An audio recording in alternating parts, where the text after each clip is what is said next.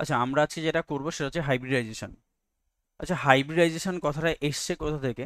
Actually আমরা যখন atomic structure পড়েছিলাম, অ্যাটমিক স্ট্রাকচার, তখন দেখবে আমরা কিছু সেল, সাবশেল এগুলো পড়েছিলাম। যেমন ওই এস, পি, ডি, এফ এইগুলো পড়েছিলাম না? তো এই যে যে সেল, সাবশেল, অরবাইটাল যেগুলো আমরা দেখেছিলাম, তুমি যদি দেখো এটা অ্যাকচুয়ালি অ্যাটমিক স্ট্রাকচারেরই সেকেন্ড পার্ট। তো দেখো আমরা যে সাবশেলগুলো পড়েছিলাম সেগুলোর নাম কি দিয়েছিলাম? এস, কোনোটার ক্ষেত্রে এস এবং পি, কোনোটার ক্ষেত্রে এস পি ডি, কোনোটার ক্ষেত্রে এস পি ডি এফ, তাই না?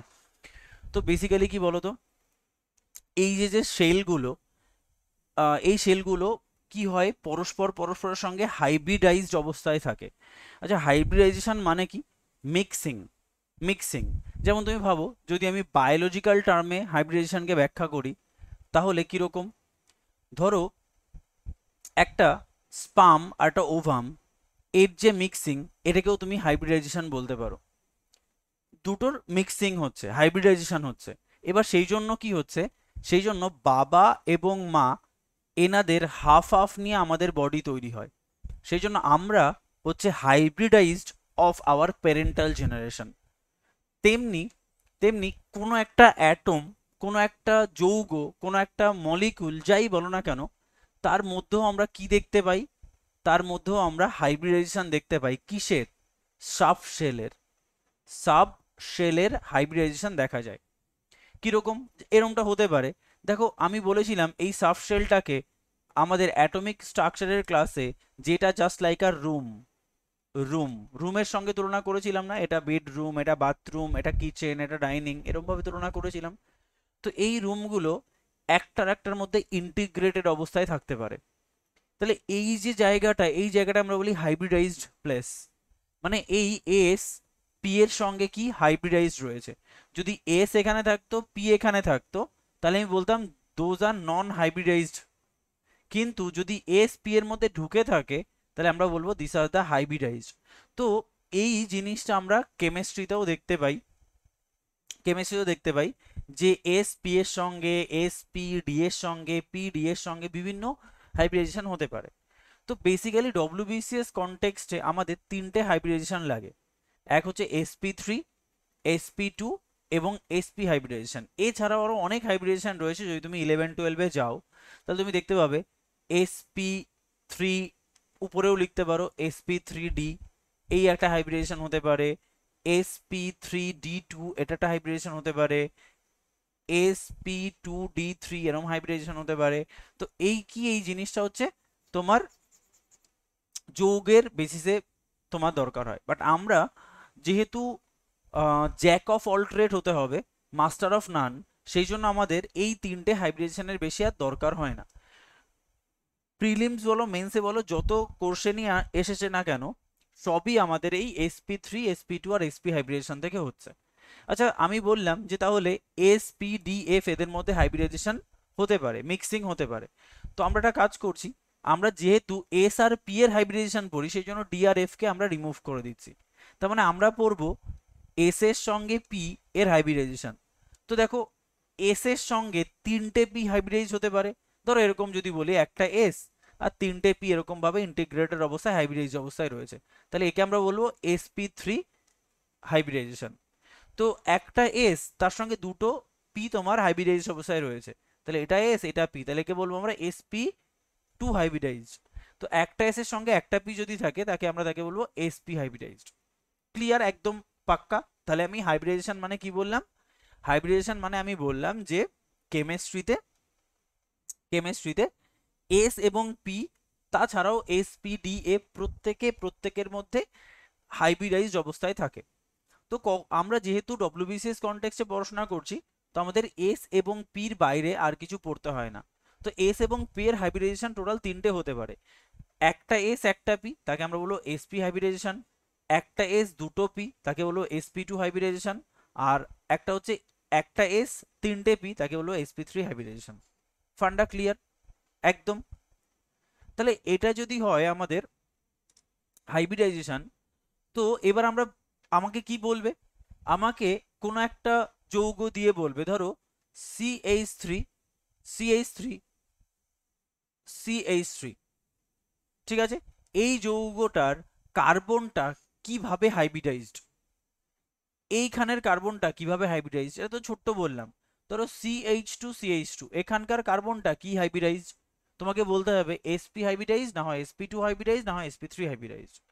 তোমাকে এখান থেকে একটা যৌগ দেখে তোমাকে একটা কার্বন ডিটারমাইন করে বলে দেবে যে এই কার্বনটা কি হাইব্রিডাইজড। তো দেখো আমি লিখে দিয়েছি এটা sp3, এটা sp3, এটা sp2। তো প্রত্যেকটা স্টুডেন্ট এটা নিয়ে খুব কনফিউজড হয়ে যায় যে হাইব্রিডাইজেশন মানে কি, কিভাবে করব, মানে কোর কেমিস্ট্রি জিনিস তো অনেকেই ভয় পায়। বাট সত্যি কথা বলতে ভয়ের কিছুই নেই, এরা ভেরি ইজি। শুধু আমরা যেটা যেভাবে শিখবো সেটা হচ্ছে একটু আমার রুলটা মাথায় রাখতে হবে। রুলটা মাথায় রাখতে হবে সেটা হচ্ছে একদম ঠান্ডা ভাব মাথায় আমি বলে দিচ্ছি কিভাবে তোমাদের এটা করতে হবে, শুধু এই রুলটা মাথায় রাখতে হবে, তাহলেই হয়ে যাবে।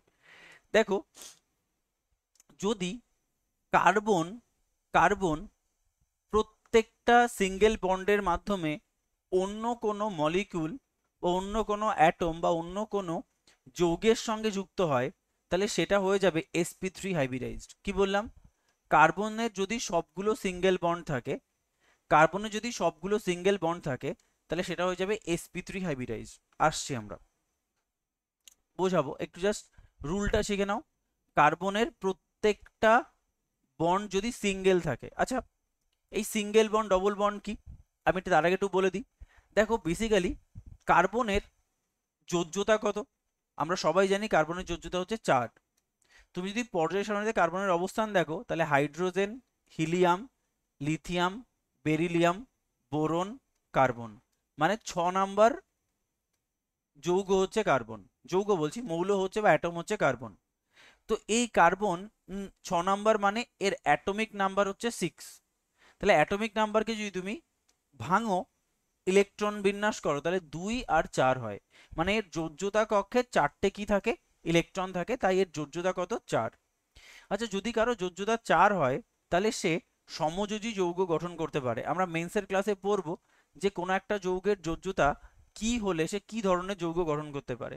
তো বেসিক্যালি যদি কারো যোজ্যতা 4 হয়, তাহলে সে কোভ্যালেন্ট বন্ড গঠন করতে পারে। কোভ্যালেন্ট বন্ড, একটা হয় ইলেকট্রোভ্যালেন্ট বন্ড, একটা হয় কোভ্যালেন্ট বন্ড, আমরা পরে মেন্সের ক্লাসে করব। তাহলে এই কার্বন যেহেতু 4 যোজ্যতা, তুমি ভাবো তোমার কটা হাত, তোমার 2টো হাত, আর মা দুর্গার কতগুলো হাত, 10টা হাত। তাহলে তুমি বলো তো কে একসাথে অনেকগুলো কাজ করতে পারবে, তুমি না মা দুর্গা? ডেফিনেটলি মা দুর্গা। কেন? যার যতগুলো হাত থাকবে সে ততগুলো হাত দিয়ে ততগুলো কাজ করতে পারবে। যার যতগুলো হাত থাকবে সে ততগুলো হাত দিয়ে ততগুলো কাজ করতে পারবে। This is the rule of life. তাহলে কার্বনের কটা হাত? 4টে হাত। তাহলে 4টে মুক্ত হাত দিয়ে কার্বন কি করতে পারবে? প্রচুর যৌগের সঙ্গে বাইন্ড হতে পারবে, প্রচুর প্রচুর প্রচুর যৌগের সঙ্গে বাইন্ড হতে পারবে। This is the this is the rule of তোমার কার্বন। এই যে ধর্মটাকে, এটাকে বলা হয় কার্বনের ক্যাটিনেশন প্রপার্টি। কি বললাম? কার্বনের ক্যাটিনেশন প্রপার্টি, যার মাধ্যমে কার্বন অনেক যৌগের সঙ্গে যুক্ত হতে পারে। তো কার্বন কি করতে পারে? কার্বন এই 4টে হাত কিভাবে যুক্ত হতে পারে? কার্বন 4টে সিঙ্গেল বন্ডের মাধ্যমে যুক্ত হতে পারে। ঠিক আছে, একটা হাইড্রোজেন এর সঙ্গে, একটা হাইড্রোজেন এর সঙ্গে, একটা হাইড্রোজেন এর সঙ্গে, একটা হাইড্রোজেন এর সঙ্গে। তো এটা কি হয়ে গেল যৌগটা? CH4। এই যৌগটার নাম হচ্ছে মিথেন। এই যৌগটার নাম কি? মিথেন। সেম কার্বন বলছে না আমি ডবল বন্ড করব, তাহলে কার্বন তার আরেকটার সঙ্গে ডবল বন্ড করলো, আর এদিকে কার, এর 2টো হাত ফাঁকা না? এদিকে একটা হাত ফাঁকা, এদিকে একটা হাত ফাঁকা, এদিকে একটা হাত ফাঁকা, এদিকে একটা হাত ফাঁকা। তো তুমি যদি দেখো তাহলে এই 2টো হাতে কি বসতে পারে? হাইড্রোজেন বসতে পারে এদিকে একটা, হাইড্রোজেন বসতে পারে এদিকে একটা, হাইড্রোজেন বসতে পারে এদিকে একটা, এদিকে একটা। তাহলে এই যৌগটা কি হয়ে গেল? CH2CH2। অথচ এটা দেখে কিন্তু তুমি বুঝতে পারবে না এর মধ্যে 2টো ডবল বন্ড রয়েছে। ঠিক আছে, তাহলে CH2CH2 এই যৌগটা কিন্তু কার্বন ডবল বন্ড গঠনের মাধ্যমে করলো। কার্বন বলল না আমি কার্বন কার্বন সিঙ্গেল বন্ডের মতো না করে, ডবল বন্ড না করে ট্রিপল বন্ড করব। তাহলে একটা হাত ফাঁকা থাকবে কার্বনের, এদিকে একটা হাত, এদিকে একটা হাত ফাঁকা থাকবে। ঠিক আছে, তাহলে দেখো এই যে যৌগটা, এই যৌগটা হয়ে গেল, এই যৌগটা গেল C2H2। এই যৌগটা হয়ে গেল C2H2। C2H2, ঠিক আছে। তো এটাকে আমরা কি বলবো, এটাকে আমরা বলবো তোমার কার্বন কার্বন ট্রিপল বন্ড। তার মানে কার্বন চাইলেই নিজেদের মধ্যে ডবল বন্ড, কার্বন চাইলেই নিজেদের মধ্যে সিঙ্গেল বন্ড, কার্বন চাইলে নিজেদের মধ্যে ট্রিপল বন্ড তৈরি করতে পারে। এইটুকু সবার কাছে নিশ্চয়ই ক্লিয়ার হয়েছে। তো এটা দিয়েই আমরা মেইনলি ব্যাখ্যা করব যে sp3 মানে কি। sp3 মানে কার্বন কার্বন সবগুলো সিঙ্গেল বন্ড। কোন একটা যৌগেও আমরা ভাঙা শিখবো, ঠিক আছে, কার্বন কার্বন সিঙ্গেল বন্ড। আচ্ছা, যদি আমরা sp2 হাইব্রিডাইজ বলি তাহলে এর স্ট্রাকচার হবে, দেখো, কার্বনের একদিকে ডবল বন্ড, অন্য দুদিকে দুটো সিঙ্গেল বন্ড। সেটা এরকম হতে পারে, সেটা কার্বনের এই দিকে ডবল বন্ড আর এই দিকে দুটো সিঙ্গেল বন্ড, এরকম হতে পারে, ঠিক আছে। আচ্ছা, আমি যে ছবিটা আঁকলাম এটা এরকমও হতে পারে, কার্বন কার্বন ডবল বন্ড আর এই দিকে দুটো হাত, একই ব্যাপার। মানে কার্বনের দুটো হাত আলাদা আলাদা থাকবে আর দুটো হাত একসাথে জুড়ে থাকবে। তাহলে এই যে স্ট্রাকচার, এটাকে আমরা কি বলবো, sp2 হাইব্রিডাইজ। এটাকে আমরা কি বলবো, sp2 হাইব্রিডাইজ। ক্লিয়ার? আর যেটা sp হাইব্রিডাইজেশন না, সেটা কি হতে হবে, তাহলে একটাতে ডবল বন্ড হয়ে গেছে, একটাতে সিঙ্গেল বন্ড হয়ে গেছে, তাহলে এখানে ট্রিপল বন্ড হওয়া উচিত না। তাহলে যদি কার্বনের একদিকে ট্রিপল বন্ড থাকে আর একটা একদিকে সিঙ্গেল হ্যান্ড থাকে, তাহলে এই যে স্ট্রাকচারটাকে যদি আমরা খুঁজে পাই তাহলে তাকে আমরা বলবো কার্বন কি তৈরি করেছে, sp হাইব্রিডাইজেশন তৈরি করেছে। অথবা অথবা যদি কার্বনের দুদিকে ডবল বন্ড থাকে তাহলে সেই যৌগকেও আমরা কি বলবো, সেই যৌগে কার্বনকে বলবো এটা sp হাইব্রিডাইজ। sp হাইব্রিডাইজ, এইটুকু ক্লিয়ার? তাহলে আমি আরেকটু সিম্পলিফাই করে দিচ্ছি। আচ্ছা, sp3 হাইব্রিডাইজেশন তাহলে কার্বনের স্ট্রাকচার কি হবে, কার্বনের চারটেই সিঙ্গেল বন্ড, তাহলে তাকে আমরা কি বলবো, sp3 হাইব্রিডাইজ। আচ্ছা, যদি বলি sp2, তাহলে কার্বনের একদিকে ডবল বন্ড আর দুটো সিঙ্গেল বন্ড, সেটা এরকম হতে পারে বা এরকমও তুমি লিখতে পারো, কোনো ব্যাপার না। কার্বনের এরকম ভাবে ছবি আঁকতে পারো। লেফট সাইডে হতে পারে, সেটা কেমন হতে পারে, রাইট সাইডেও হতে পারে কার্বনের, তাহলে এটাকে আমরা বলবো sp2 হাইব্রিডাইজ। ক্লিয়ার? সেটা এরকম হতে পারে বা এরকমও হাত হতে পারে, যা খুশি, কোনো বার্ডেন নেই। শুধু এটা দেখতে হবে কার্বনের দুটো সিঙ্গেল হাত রয়েছে আর একটা ডবল রয়েছে কিনা।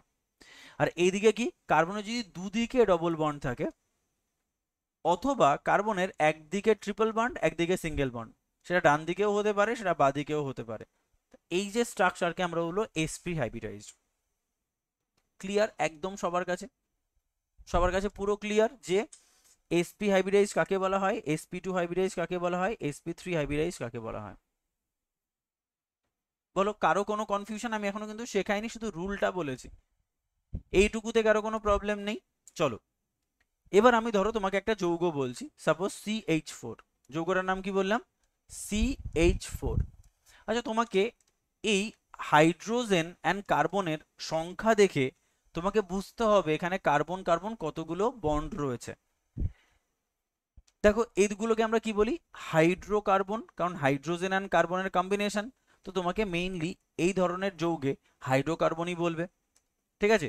তাহলে এটাকে কি করবে বলো, কার্বনের কটা হাত, চারটে হাত, হাইড্রোজেন কতগুলো রয়েছে, চারটে, তাহলে ডেফিনেটলি কার্বন প্রত্যেকের সঙ্গে সিঙ্গেল বন্ড তৈরি করেছে। তাই এদিকে একটা হাইড্রোজেন, এদিকে একটা হাইড্রোজেন, এদিকে একটা হাইড্রোজেন, এদিকে একটা হাইড্রোজেন, তাই নয় কি? তাহলে দেখো, এটাকে আমরা কি বলবো, carbon carbon single bond, single bond. আচ্ছা, বলো তো, যদি আমি তোমাকে বলি যে CO2, CO2, CO2 এটা কি, কার্বন ডাই অক্সাইড। তাহলে বলো তো, কার্বন দুটো অক্সিজেনের সঙ্গে কি করে বাইন্ড করবে? আচ্ছা, কার্বনের যদি এরকম আমি দুটো অক্সিজেন বসিয়ে দিই তাহলে কি হবে? না, কার্বনের চারটে হাত লাগবে, নিশ্চয়ই এখানে দুটো, এখানে দুটো। বুঝতে পারছো জিনিসটা? তাহলে এটাকে আমি কি বলবো, এটাকে আমি বলবো তোমার কার্বন কার্বন ডবল বন্ড দুদিকে রয়েছে, দুদিকে রয়েছে, ঠিক আছে। বুঝতে পারছো তো কিভাবে আমরা জিনিসটাকে ভাঙবো? দুটো বন্ড হবে না, তিনটে বন্ড হবে, সেটা তোমাকে বুঝতে হবে। আচ্ছা, যদি বলা হয় ধরো C2H4, C2H4, তোমাকে এটা দেখে বুঝতে হবে যে এই যৌগে তাহলে কতগুলো কার্বন রয়েছে, দুটো কার্বন রয়েছে, দুটো কার্বন রয়েছে, তাহলে কার্বন কার্বন মিনিমাম একটা বন্ড তো হবেই আমার।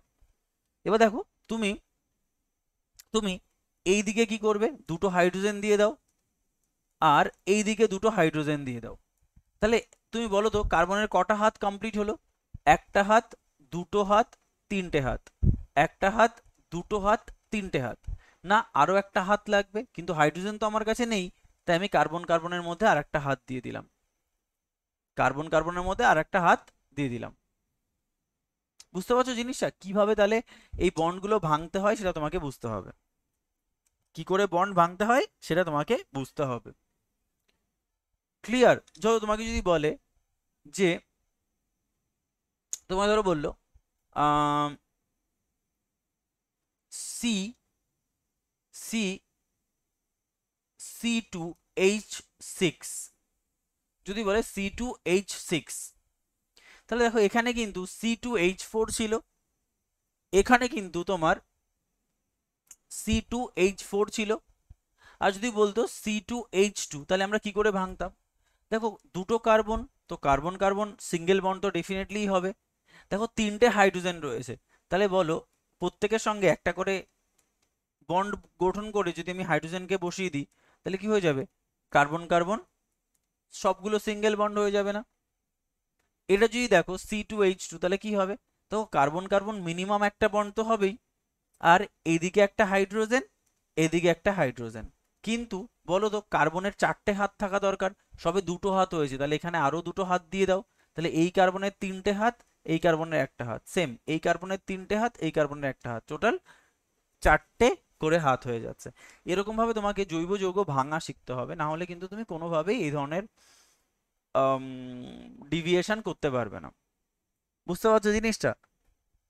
তাহলে বলো তো আমি যদি তোমাকে এতক্ষণ ধরে যা শেখালাম, যে কার্বন কার্বন যদি সিঙ্গেল বন্ড থাকে তাহলে সেটা কি হাইব্রিডাইজ হবে? sp3 হাইব্রিডাইজ হবে। আচ্ছা কার্বনের একদিকে ডবল বন্ড আর একদিকে যদি সিঙ্গেল বন্ড থাকে, তাহলে আমরা তাকে বলবো sp2 হাইব্রিডাইজড। আর যদি কার্বন কার্বন দুদিকে ডবল বন্ড থাকে, তাহলে তাকে আমরা কি বলবো? sp হাইব্রিডাইজড, বা কার্বনের একদিকে ট্রিপল বন্ড একদিকে সিঙ্গেল বন্ড, তাকে আমরা বলবো sp। তাহলে তুমি ঠান্ডাভাবে চিন্তা করে বলো তো এই কার্বনটার কার্বন কি হাইব্রিডাইজড, কেউ বলতে পারবে আমাকে? এই কার্বনের কার্বনটা কি হাইব্রিডাইজড, কেউ বলতে পারবে ছবি দেখে? ভেরি গুড, একদম। দেখো ছবির সঙ্গে মিল পাচ্ছ, sp3। কেন sp3? মানে যার চারটেই সিঙ্গেল বন্ড, sp3। অসাধারণ। আচ্ছা বলো তো এই কার্বনটা, ঠান্ডাভাবে ভেবে বলবে, এই কার্বনটা কি হাইব্রিডাইজড? sp। অসাধারণ। কেন?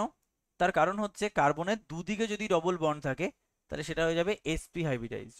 আচ্ছা বলো তো এখানের দুটো কার্বন, এই কার্বন এবং এই কার্বন, দুটো কার্বন কি সেম হাইব্রিডাইজড নাকি দুটো আলাদা আলাদা হাইব্রিডাইজড? বলো তো প্রথম কার্বনটা কি হাইব্রিডাইজড? sp3। অসাধারণ। কেন? প্রত্যেকটা সিঙ্গেল বন্ড। আর এই কার্বনটা? ঠিক, একদম। বলো তো এই কার্বনটা কি হাইব্রিডাইজড, বা দুটো কার্বন কি হাইব্রিডাইজড? sp hybridised. বাহ! তার মানে মোটামুটি তোমরা ছবি দেখে বুঝতে পারছো যে হাইব্রিডাইজটা বা কাকে আমরা, কোন কার্বনকে কি হাইব্রিডাইজ বলবো। দেখো সেই ছবিটাই এখানে একটু কঠিনভাবে বলা হয়েছে, যেটা আমি তোমাকে সহজভাবে বলে দিলাম। দেখো এই কার্বনের চারটে সিঙ্গেল বন্ড না, একটা দুটো তিনটে চারটে সিঙ্গেল বন্ড। এই কার্বনে দেখো একদিকে ডবল বন্ড আর বাকি দুদিকে দুটো সিঙ্গেল বন্ড। আর এই কার্বনের একদিকে ট্রিপল বন্ড একদিকে সিঙ্গেল বন্ড, বা আর একটা স্ট্রাকচার কি দুদিকে যদি ডবল বন্ড থাকে, তাকে আমরা বলবো sp। তো এইটাকে আমি আমার মতো করে লিখে দিলাম। আচ্ছা চলো এবার এবার আমরা চলে যাচ্ছি যে কোনো একটা জৈব যৌগে। ঠিক আছে, যে কোনো, তুমি যে কোনো জৈব যৌগ গুগল থেকে সার্চ করো, যে কোনো জৈব যৌগে, কোনো প্রবলেম নেই। ঠিক আছে, চলো তাহলে এখানে দেখি, এটা কিন্তু ডব্লিউবিসিএস এ আসা কোশ্চেন।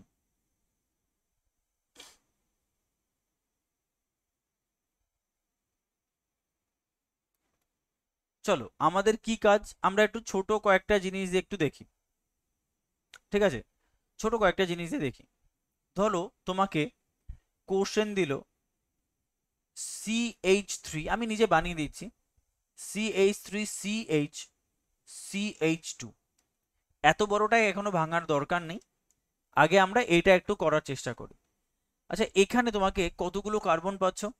1 2 3। তো আমাদের বার করতে হবে 1 নাম্বার কার্বন কি হাইব্রিডাইজড, 2 নাম্বার কার্বন কি হাইব্রিডাইজড, আর 3 নাম্বার কার্বন কি হাইব্রিডাইজড।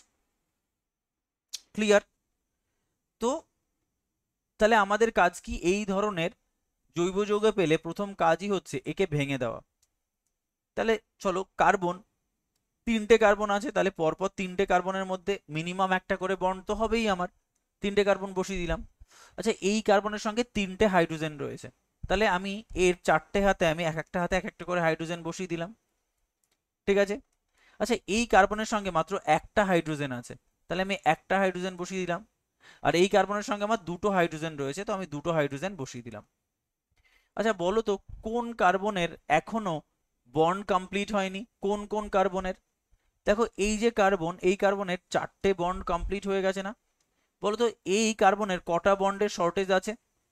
একটা বন্ডের। এই কার্বনেরও একটা বন্ডের শর্টেজ আছে, কিন্তু হাইড্রোজেন তো আর নেই, তাই নিজেদের মধ্যে একটা বন্ড তৈরি করবে। তাহলে এটা ভাঙবো কি করে? এরকম ভাবে। বলো, এই ভাঙাটায় কারো কোনো অসুবিধা?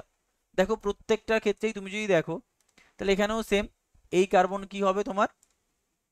এই কার্বনও তোমার কিন্তু তোমার বিভিন্ন স্ট্রাকচার তৈরি করেছে। তাহলে তোমরা ঠান্ডাভাবে বলো তো, এই প্রথম কার্বনটা কি হাইব্রিডাইজড? sp sp3। প্রথম কার্বনটা sp3 হাইব্রিডাইজড। আচ্ছা, ছবিটা মনে পড়ছে? হ্যাঁ। তারপর সেকেন্ড কার্বনটা?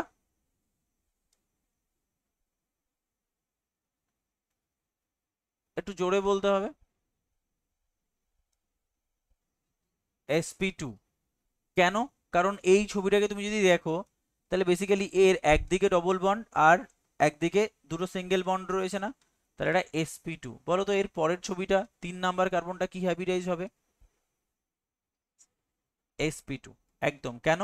কারণ এই কার্বনেরও একদিকে ডবল বন্ড আর দুদিকে দুটো সিঙ্গেল বন্ড রয়েছে। এটা ক্লিয়ার হয়ে গেল আমার কাছে? ক্লিয়ার? বলো, কারো কোনো অসুবিধা এইটুকু জায়গায়? কারো কোনো? হ্যাঁ বলো। কি কি কি? HCl? HCl এ কার্বন কোথায়? হ্যাঁ, এইগুলোর হাইব্রিডাইজেশন তোমাকে দেবে না, তোমাকে দেবে হচ্ছে হাইড্রোকার্বনের হাইব্রিডাইজেশন হবে। ঠিক আছে। হ্যাঁ, সব কার্বন রিলেটেড হবে, একদম জৈব যৌগ। হাইব্রিডাইজেশন জৈব যৌগের হবে। হুম। না, হতে পারে PS2 হতে পারে। না, তুমি ওই যেটা বলছো, আমি বললাম তুমি সাজিয়ে বলছো না, ওরকম ভাবে হবে না। তার কারণ হচ্ছে, আমার তো এস মানে একটাই রুম, আমি বলেছিলাম না? আর পি মানে বেসিক্যালি 3টে রুম, তাহলে একটা একটা রুমের মধ্যে এটা এর মধ্যে ইন্টিগ্রেটেড হয়ে যায়। এর 3টে অপশন রয়েছে ঢোকার, একটা একটার পরে ওভারল্যাপ করে, সেই জন্য এস এর সঙ্গে P3 হতে পারে। ঠিক আছে, কিন্তু SP2 হতে পারে না। ঠিক আছে। হ্যাঁ।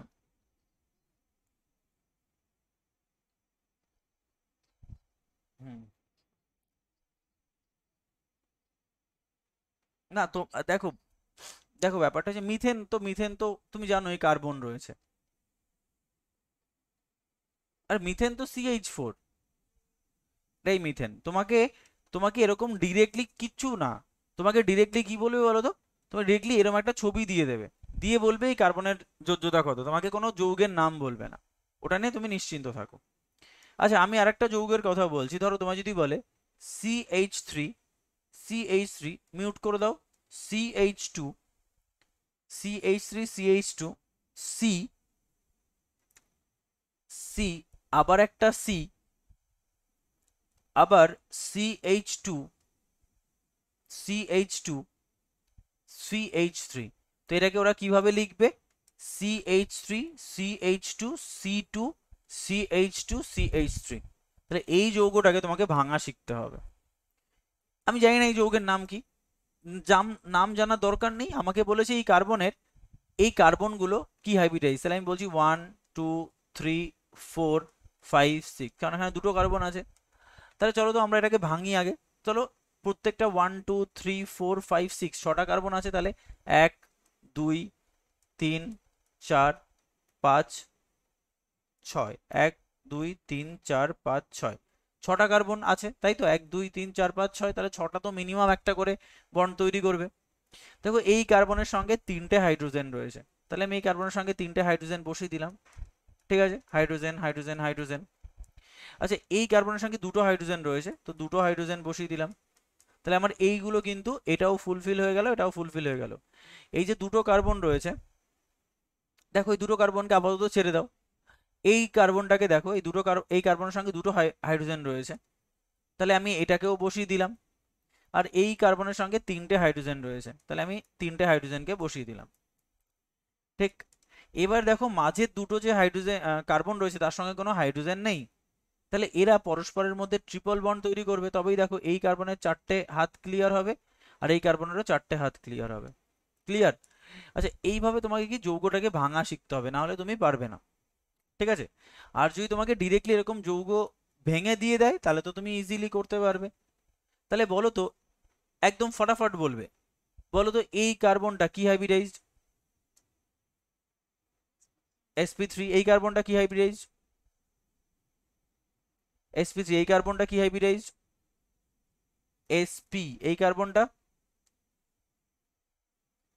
sp, এটা sp3, এটা sp3। তো শিখেই গেছো তোমরা, হাইব্রিডাইজেশন শিখেই গেছো। এইটুকুই আছে হাইব্রিডাইজেশন, এর বাইরে আর কিছু নেই হাইব্রিডাইজেশন, এইটুকুই, দ্যাটস ইট। এবার চলো তোমাকে এটা বলেছে, হ্যাঁ হ্যাঁ এরম ভাবেই দেবে, বরং আরো সহজ ভাবে দেয় এগুলো, এইটাও করে দেয় তোমাকে, এই চার্টগুলো পর্যন্ত এই বন্ডগুলো তাই করে দেয়। মানে ডব্লিউবিসিএস প্রিলিমসে আজ অব্দি যতগুলো কোশ্চেন এসছে তোমাকে এরকম ভাবেই দেবে,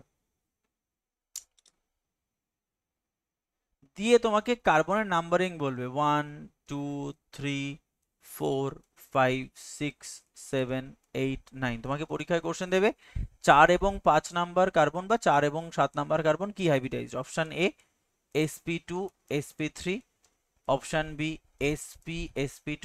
এরকম ভাবে 4টে অপশন দেবে, তোমাকে ক্যালকুলেট করতে হবে। বুঝতে পেরেছো? একদম একদম। তাহলে বলো তো এই কার্বনটা ফটাফট, তোমরা এই কার্বনের প্রত্যেকটা কার্বনকে যদি আমরা বার করি, ঠিক আছে, আমি একটা কাজ করছি, এটাকে ডিলিট করে দিচ্ছি, ঠিক আছে, কারণ এখানে আমার করা রয়েছে, তো আমি প্রত্যেকটাকে ডিলিট করে দিচ্ছি, তো তোমরা যাতে করে এটা নিজেরা সলভ করতে পারো, নিজেরা সলভ করতে পারো। আচ্ছা বলো তো, এই যে ছবিটাকে যদি তুমি আরেকটু ভাঙো, বা না ভাঙলেও হয়, বাট আমি তোমাকে বলছি যে ভেঙে করো, তোমার জন্য আমি কি করছি, এই পুরো ছবিটাকে ভেঙে দিচ্ছি।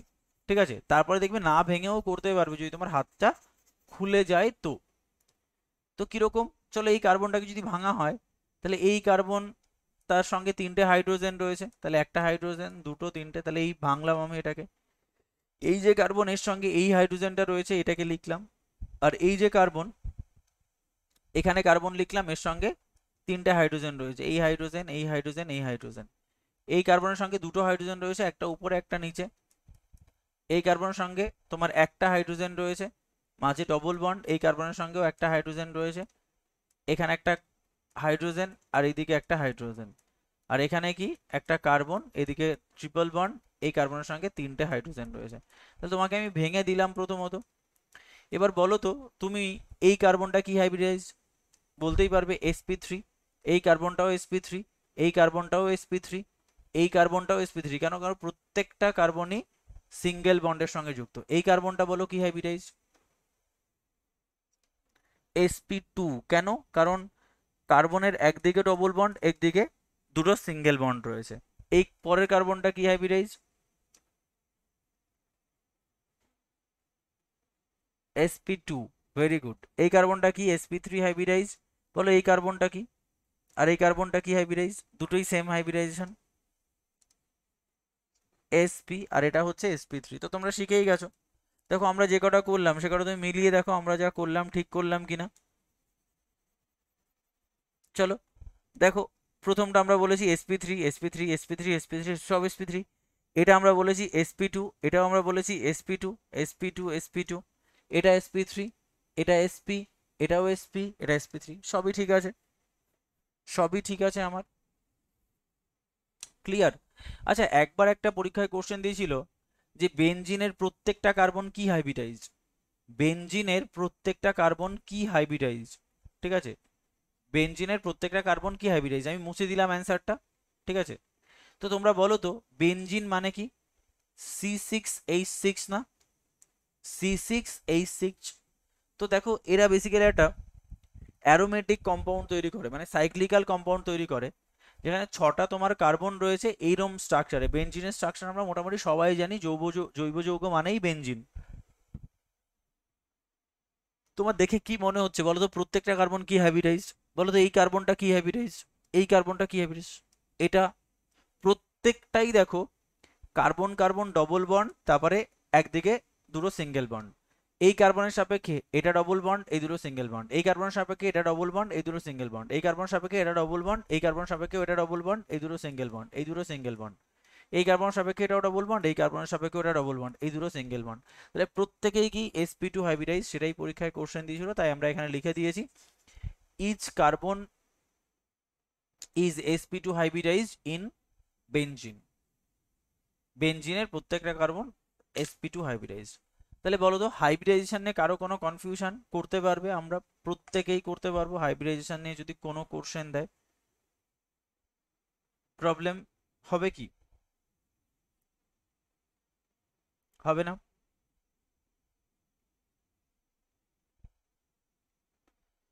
গুগল থেকে সার্চ করো, জৈব যৌগ নাও, ঠিক আছে, নিয়ে যা খুশি সলভ করো। জৈব যৌগ মানে হচ্ছে অ্যাকচুয়ালি হাইড্রোকার্বনস, কার্বন এবং হাইড্রোজেনের কম্বিনেশন, একে আমরা জৈব যৌগ বলে থাকি,